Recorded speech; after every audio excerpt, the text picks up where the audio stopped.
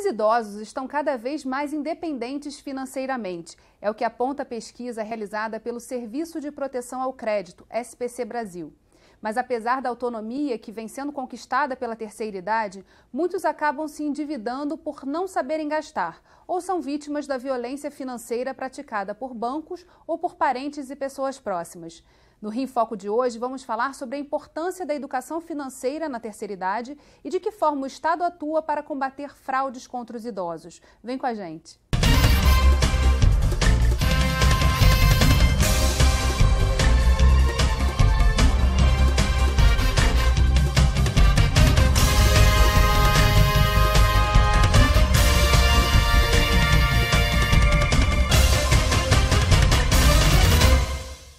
O Rio em Foco recebe o Superintendente de Proteção e Orientação aos Investidores da Comissão de Valores Mobiliários, CVM, José Alexandre Cavalcante Vasco, e o professor de pós-graduação de Psiquiatria da Universidade Federal do Rio de Janeiro, UFRJ, Gerson Lax.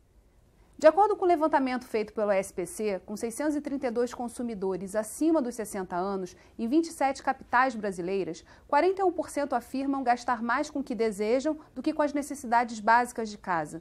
Aproveitar a vida é considerado por 66% dos entrevistados uma prioridade no momento. E quase a metade deles afirma que desfrutar os momentos consumindo é mais importante do que poupar. Justamente o que a Semana de Educação Financeira vem mostrar é que é preciso ter um equilíbrio maior nesses dois pontos. O que a gente tem de programação para as pessoas da terceira idade? Nós temos uma série de eventos para a população em geral e também com foco para nós chamamos os maiores de 50, porque é absolutamente fundamental que elas tenham a oportunidade de ter ações de educação financeira realizadas e promovidas por entidades governamentais e também pelos seus parceiros. A Semana ENEF, ela está na sua 4ª edição, é uma iniciativa da Estratégia Nacional de Educação Financeira e no site é possível ter acesso a toda a agenda oficial. A gente fala de um perfil que está vivendo uma transição, né? Muitos nossos maiores de 50 viveram numa ideia de que esse era o momento de aproveitar a vida. E como é que a gente faz para tratar dos perigos que isso traz, né? De gastar mais do que tem ou não pensar que o futuro está aí, que a longevidade nos traz? Como se faz, eu te juro que não sei direito ainda, porque esse é um campo muito novo, não é? Na medida em que a longevidade, por exemplo, do povo brasileiro está aumentando na última década, nas 2 últimas décadas, de um modo até explosivo. Mas é muito importante a gente ter ideia de que quem hoje tem 50 ou 60 anos, a expectativa de vida não é morrer aos 70 anos, 75 anos, como foi anteriormente. Existe uma expectativa de vida de 80, 85, para não falar dos centenários que nós temos, que não são poucos. De modo que a perspectiva de curtir a vida e ganhar e usar mais o dinheiro que juntou ao longo do tempo tem que levar em consideração esses 20, 30 anos que ainda tem por diante, aí com vários problemas de saúde que costumam acontecer também, não é? E como a academia vem tratando esse tema e vem estudando isso, quais são os casos assim que a psiquiatria olha com mais atenção? A academia também, eu devo dizer que de um certo modo está engatinhando ainda nessa situação. Então nós temos alguns poucos trabalhos em andamento de epidemiologia da violência e maus tratos contra idosos, não é? Existe um estudo agora em andamento de um grupo em São Paulo e no Rio, vendo essa situação. Mas a parte da psiquiatria, que foi a sua pergunta mais específica, ela está muito mais voltada para se ver quais são os fatores de risco de violência e maus tratos financeiros contra o idoso. Então, é desenhar um perfil que já é conhecido de um certo modo no exterior, não é? Nos países mais desenvolvidos, e ver se esse perfil é o mesmo do nosso aqui. Nos países mais desenvolvidos, eles falam, por exemplo, que os idosos mais afetados pela violência são normalmente os de maior renda. E o que é interessante porque no Brasil, os idosos estão no quadro de quem tem maior renda no país, né? Por uma série de transformações que vem acontecendo, tem mudado esse perfil, e o IBGE já aponta isso, para idosos que hoje são arrimo de família, que sustentam a família, muitos netos vivendo do dinheiro do idoso. Então é um ponto que vai trazer semelhanças provavelmente nesse estudo, né? Eu acho que é importante a gente ver que não necessariamente os idosos com a maior renda, porque às vezes o idoso é o que tem maior renda dentro da sua própria família, porque ele tem a aposentadoria, ele tem aquele salário que ele ganhou a vida toda. E os demais membros da família, às vezes, ou não estão empregados, ou são adolescentes ou jovens que estão ainda por entrar no mercado de trabalho. Então, maior renda pode ser encontrado desse modo também. Você pode ter idosos de um setor socioeconômico da nova classe média, não é? Da classe C, mas ele é o que tem mais renda na família. E ele é, com frequência, a vítima, então, dessa violência. Em relação a essa questão da violência contra o idoso, da violência financeira, o que a CVM vem fazendo para combater isso? Eu queria dizer que esse é um fenômeno global. A Organização Internacional das CVMs, que reúne 95% dos reguladores financeiros, montou uma força-tarefa, da qual a gente faz parte, para estudar esse fenômeno. A longevidade tem levado as pessoas a tomarem decisões financeiras de investimento, muitas vezes sem a adequada informação, e foi identificada que há uma grande vulnerabilidade, especialmente nesse grupo. Então, nós estamos trabalhando com esse projeto que é liderado pela CVM do Reino Unido. E aqui no Brasil, fazendo uma extensão desse projeto, nós já vimos nos aproximando da academia para entender esse fenômeno e para entender como as pessoas tomam decisões, como elas estão mais vulneráveis a ofertas de investimento inadequadas e muitas vezes fraudulentas, né? A nossa experiência na CVM, a gente recebe muitas consultas do público. Ao longo dos últimos 10 anos foram mais de 1.200.000 atendimentos de investidores e potenciais investidores, é que existe um grande número de fraudes no Brasil, de ofertas de investimentos, de promessas de um sonho dourado que pode ser realizado de uma forma muito fácil, e esse público é particularmente atingido, não apenas aqueles que têm recursos, né, mas também aqueles que muitas vezes têm dentro da família a melhor situação financeira e que se colocam numa situação de vulnerabilidade. Então nós nos reunimos a esse grupo de trabalho que já envolvia a academia, o Ministério Público, né, no caso aqui é o FRJ, a PUC, a Defensoria, para entender e discutir esse problema. Estamos com uma pesquisa no momento. Para além da pesquisa, nós temos uma ação educacional que é realizada com o apoio desse grupo, que é focada nos maiores de 50, que procura realizar ações educacionais de uma forma holística, mas que também nós aproveitamos esses eventos para discutir com as pessoas de maior idade quais são as necessidades e fazer até algumas pesquisas. A gente vai fazer um rápido intervalo e no próximo bloco, como proceder quando o idoso é vítima de uma fraude financeira. Rio em Foco aqui, política e economia caminham juntas.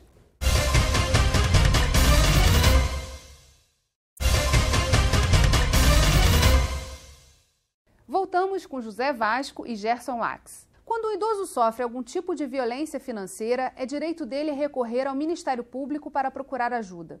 Vamos entender de que forma esse órgão atua e como podemos denunciar esses casos. Na verdade, o Ministério Público ele já atua na defesa do direito do idoso ao longo tempo, né? E assim, essas questões de fraudes a gente normalmente vai atuar de maneira coletiva, não de maneira individual. Ou seja, vamos verificar se essas instituições financeiras estão perpetuando práticas abusivas que possam prejudicar os idosos, né?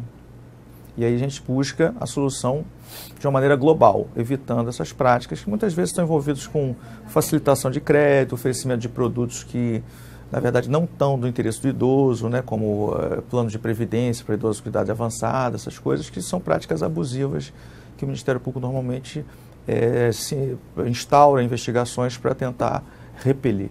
Ou seja, a gente procura situações que resolvam para todo mundo. A gente vai entrar com uma ação contra o banco, contra a instituição financeira, para que ele mude a prática dele. Também é importante a gente salientar que o Ministério Público ele tem uma função diferente da Defensoria, né? Se a situação é individual, se a pessoa está querendo ver renegociação de dívida, ver o contrato. Se o idoso ele está numa situação de autonomia, né, se ele tem a sua saúde mental preservada, ele deve procurar um advogado. Não tem dinheiro, a Defensoria Pública presta um excelente serviço. A gente tem o nosso Disque Denúncia, né, recebemos assim, até esse ano a gente deve ter tido de denúncia umas 1000 denúncias já, mas não todas sobre exatamente esse tema, mas é muito marcante a presença de abusos perpetrados por familiares, né? Muitas vezes o idoso já numa situação de envelhecimento, às vezes de demência, ele sofre abuso do familiar, que se apropria do cartão, contrai dívidas em nome do idoso e pega o dinheiro do idoso. Isso é muito comum, infelizmente, né? Nesse caso, o Ministério Público atua também, porque isso caracteriza crime e a gente tem que punir o agressor e também temos que buscar o bem-estar desse idoso, se for o caso, até afastando esse familiar do convívio dele. Você não precisa vir ao Ministério Público fazer uma denúncia. A gente tem um telefone 127, muito simples, que as pessoas podem ligar. Também podem acessar o nosso site, que é www.mprj.mp.br. Tem um bannerzinho, uma janelinha, ouvidoria, e que a pessoa também pode escrever a denúncia. Começamos a falar no bloco anterior sobre uma rede de instituições que vem trabalhando em conjunto para orientar e combater também a violência financeira ao idoso. Como isso vem acontecendo por parte da universidade, principalmente? A universidade, o papel da universidade, obviamente, é tentar estudar e, vamos dizer, aparelhar com conhecimento algumas situações que são da prática diária, tanto do Ministério Público como da CVM e de outras instituições. Então, a nossa parceria com o Dr. Luiz Cláudio, com o Ministério Público do Idoso, tem sido no sentido de tentar identificar tudo isso que ele acabou de falar. Não é? Qual é a frequência, por exemplo, de idosos que sofrem de abusos econômicos, financeiros, dentro do total de violências que são ali acusadas, não é? Qual é o perfil dessa vítima e qual o perfil do perpetrador também. Porque não é apenas tomar essas medidas, existem medidas preventivas que podem surgir a partir do conhecimento do perfil das pessoas. Então, o Dr. Luiz Cláudio, por exemplo, já falou de como pessoas com demência ou com transtornos cognitivos têm mais possibilidades de sofrer esse tipo de abuso, não é? Vale dizer que se a gente tiver esse conhecimento prévio, a gente já pode prevenir algumas coisas na própria família, não é? O perfil do perpetrador também é importante, porque no mais das vezes é uma pessoa da própria família. Ou muito próxima, né? Ou um cuidador muito próximo, profissional ou não. Né?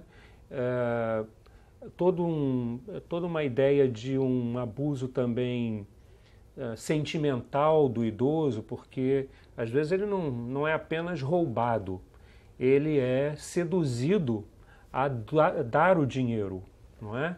Então, essas situações, elas precisam ser estudadas no contexto de perfis, para que a gente possa, então, identificar antes do acontecimento.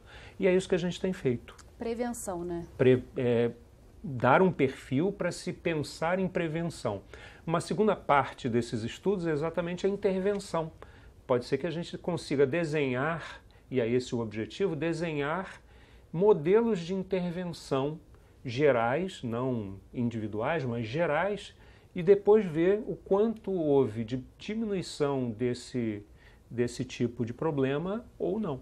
Agora, migrando para um outro perfil dentro da geração 50+, que é alguém autônomo, com total ciência das perspectivas que ele tem, mas sem a ideia de que ele está no momento que ele também precisa pensar no futuro, né? O futuro não está...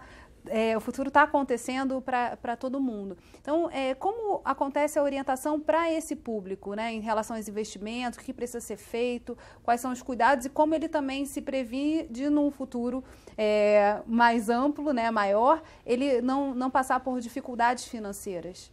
Acho que pela questão da longevidade é absolutamente fundamental uma prevenção desde cedo. Educação financeira e o planejamento do futuro é uma competência da cidadania que precisa ser ensinada e estimulada para toda a sociedade. porque na verdade é muito mais difícil construir esse colchão de reservas numa idade mais avançada do que começando mais cedo.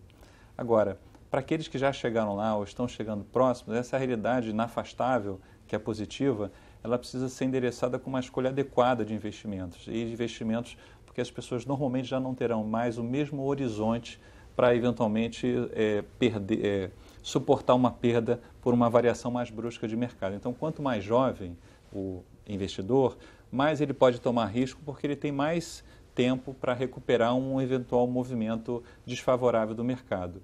Pessoas que estão mais próximas de idades mais avançadas, elas têm que ser mais conservadoras e aí com um equilíbrio adequado entre risco e proteção, garantindo que haja uma reserva para emergências, né? O que não é possível considerar hoje é que nós teremos sempre uma possibilidade de encontrar um apoio externo de alguma forma. Cada vez mais nós temos que ser protagonistas desse nosso futuro, até porque os sistemas de previdência estão muito pressionados e estão passando por reformas importantes. Então, o papel da poupança individual é fundamental. E o outro ponto, se você me permite, é comentar a exposição a fraudes, a golpes e a maus investimentos, porque essas pessoas são muito procuradas por ofertas de investimento inadequadas e são vítimas, não raro, com bastante frequência. Nesse caso, a gente sugere, e é uma coisa que, se fosse feita, 99% dos golpes em investimento deixaria de acontecer, é checar no site da CVM se aquela pessoa tem autorização para oferecer aquele investimento. É uma corretora, é um agente autônomo, é uma pessoa que possui registro na CVM, está autorizada.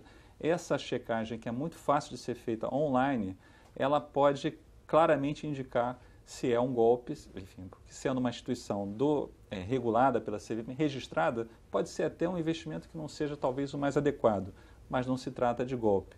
No nosso site também nós publicamos e disseminamos na nossa rede CVM Educacional, nas mídias sociais, todos os alertas para os golpes que chegam à CVM, a gente identifica que aquilo é um golpe e aí toma uma medida já cautelar, até preventiva, antes mesmo de concluir a investigação, mas quando já é elemento suficiente, uma ordem determinando que aquela oferta seja interrompida. Então, acessar o site da CVM e, se tiver alguma dúvida, nos procure. Nós temos um serviço de atendimento ao cidadão que está disponível, ele responde em 3 dias normalmente, e antes de fazer uma decisão tão importante como essa, como investir, pode nos consultar que nós estaremos lá para atender.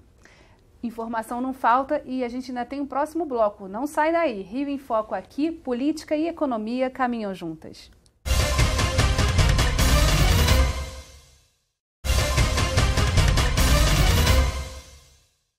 Aqui na LERJ, a Comissão de Assuntos da Criança, do Adolescente e do Idoso também atua em parceria com o Ministério Público do Estado do Rio e com a sociedade civil, auxiliando as vítimas de fraudes financeiras. Vamos ver.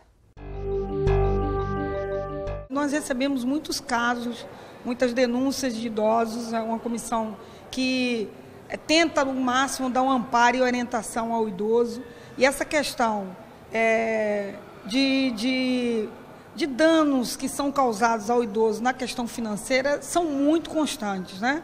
Nós recebemos casos e, na sua maioria, são instituições financeiras como bancos, ou a própria família, né? O idoso, muitas das vezes, é lesado pela própria família. Quando esses casos chegam até nós, através do atendimento da comissão, alguns através do Alô Alerj ou presencialmente, que o idoso chega até essa casa e procura a comissão, nós orientamos sempre a registrar uma denúncia, uma queixa na delegacia, né?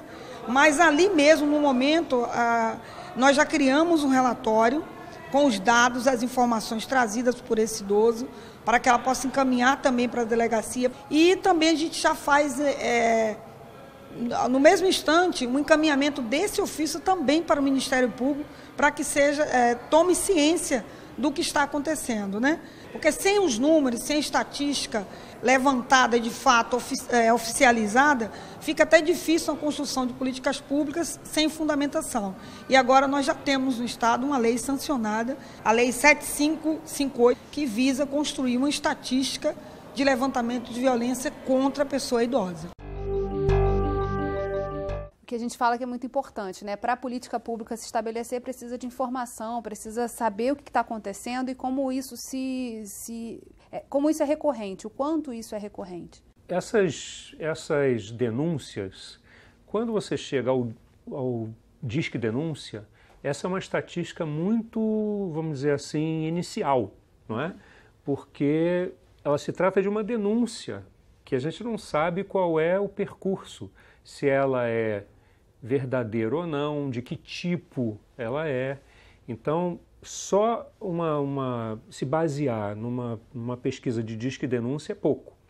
O que nós estamos fazendo atualmente com o Ministério Público é pegar cada uma dessas denúncias, ver qual o tipo de violência que aconteceu e qual o percurso desse processo, né, desse procedimento, como diz o Ministério Público. Então, eu posso te dizer hoje, de um modo inicial, e nós queremos abarcar o Rio de Janeiro inteiro, junto com o Ministério Público e junto com a CVM, nós estamos fazendo isso, eu posso dizer hoje, de um modo inicial, que o perfil da vítima idosa de violência é de uma mulher com mais de 75 anos, com problemas de independência para a vida diária, não só para a demência, mas ela tem mais problemas de independência para a vida diária, morando com um familiar que é, em geral, o perpetrador do problema. Eu também posso te dizer que 20% do total de violências é violência financeira. 20%, isso não é pouco, não é? 20% dentro do Ministério Público. Uhum. Então a gente não sabe, quer dizer, não são todos que viraram violência, mas 20% do total de violências é econômico-financeira. O que é interessante porque casa com todas as estatísticas que a gente tem hoje em relação a quem é esse idoso, onde ele mora, se mora com a família. Normalmente as mulheres viúvas acabam preferindo ficar com algum familiar, e aí nesse cenário é que essa violência ocorre, né? Eu posso dizer também, por exemplo, que os idosos, os homens, eles sofrem mais violência na rua do que em casa. E as mulheres sofrem mais violência em casa, baseado nos dados do Ministério Público. Então, por aqui, a gente consegue divisar algumas questões que podem chegar a políticas públicas diferenciadas, não é? E campanhas educacionais. E campanhas educacionais. Para que a gente possa dirigir uma campanha que, de fato, atinja as necessidades do público-alvo e que possa contribuir para uma mudança comportamental e para um esclarecimento da população. Acho que, diante do cenário de maior eficiência na utilização dos recursos públicos, é absolutamente fundamental que a gente utilize esses recursos, mas de uma forma orientada pela pesquisa, por isso que essa parceria é tão importante para nós. Agora, em relação, é sempre bom trazer os dados da educação financeira. O Brasil, ele tem uma baixa educação financeira também, né? E muitas vezes o próprio público trava um pouco, assim, se interessa menos porque acha, eu não tenho dinheiro, quando eu tiver eu penso nisso. E, na verdade, a educação financeira trata de você se organizar tendo pouco ou tendo muito recurso, né? É mais uma mudança de atitude. É claro que o conhecimento é importante, mas sem mudança de atitude fica muito difícil a pessoa, por exemplo, formar uma poupança no médio prazo, já que a formação de poupança é o resultado de várias decisões ao longo do dia, né? Agora, por conta dessas iniciativas do Estado, mas também pelo próprio movimento da sociedade, a gente percebe cada vez mais esse tema vindo à baila, sendo discutido em diversas iniciativas. Aqui na Alerj é um grande exemplo, e nós confiamos que no médio prazo, porque isso é um esforço de educacional, e educação exige às vezes um esforço de uma geração, mas nós acreditamos e vamos trabalhar no longo prazo para que na próxima década o Brasil tenha uma população com um grau de educação financeira muito, muito maior. A educação financeira deve começar o mais cedo possível, é uma recomendação da OCDE, e o Brasil, apesar dos desafios, ele internacionalmente é reconhecido como um dos líderes nas iniciativas inovadoras. Essa é uma coisa boa que o Brasil tem, a gente tem muitos desafios, mas esse é um ponto que eu queria comentar. Primeiro, nós temos uma estratégia nacional que reúne 11 entidades, poucos países no mundo têm isso, na América são 2 apenas que têm, os Estados Unidos e o Brasil. E esse acho que é um ponto importante. Nós temos um programa de educação financeira nas escolas, está disponível os materiais, e o Rio de Janeiro participou no projeto piloto. Temos uma conferência internacional que acontece em cada ano, em dezembro, promovida pela CVM, que é um dos eventos mais relevantes regionalmente nessa questão da pesquisa aplicada à educação financeira. E no ano passado, eu não posso deixar de comentar que a OCDE, que reúne as economias mais desenvolvidas do planeta, reconheceu a CVM como um centro de educação financeira para a América Latina e Caribe. Então, nós firmamos uma parceria com a OCDE e estamos trabalhando para integrar a América Latina nesse esforço que não é só brasileiro, já que temos uma coisa em comum, entre várias coisas. A taxa de poupança das populações nas Américas, ao contrário da Ásia, é baixíssima. E esse é um desafio que nos une a todos. Esse é um tema que a gente precisa conhecer mais e conhecer as instituições que estão envolvidas nele para justamente a gente ter a medida, saber como resolver e como encaminhar cada um dos problemas que a gente enfrenta no dia a dia. E é um tema que a gente poderia ficar mais horas discutindo, mas infelizmente o Rio em Foco só tem 30 minutos. Então eu vou encerrar por aqui. Obrigada, Vasco, obrigada, Gerson, e obrigada a você, telespectador, que acompanha a nossa programação. A gente se vê no próximo programa. Aproveita e segue a gente nas redes sociais, Facebook, Instagram e Twitter. Você também pode enviar dúvidas e sugestões para rioinfoco@lerj.rj.gov.br ou para o nosso WhatsApp 21 98890 4709. TV Alerj, o canal do povo fluminense. Até a próxima.